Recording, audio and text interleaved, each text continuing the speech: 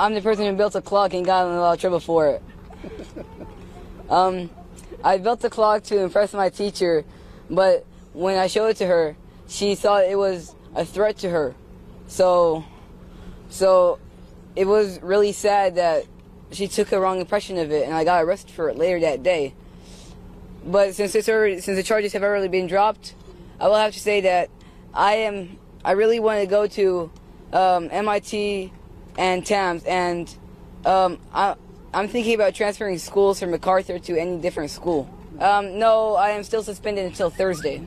I've seen Mark Zuckerberg, Hillary Clinton, Barack Obama, and I am pleased that they are a part of the action and the movement to get rid of everything that has been happening, not just to me, but to other people around the entire globe. Ahmed Muhammad, and I'm proud of him. He fixed my car, my electricity, my phone, my TV, his go-kart, my computer. I swear I don't use hypocrite. It is a true. He's a very smart, brilliant boy.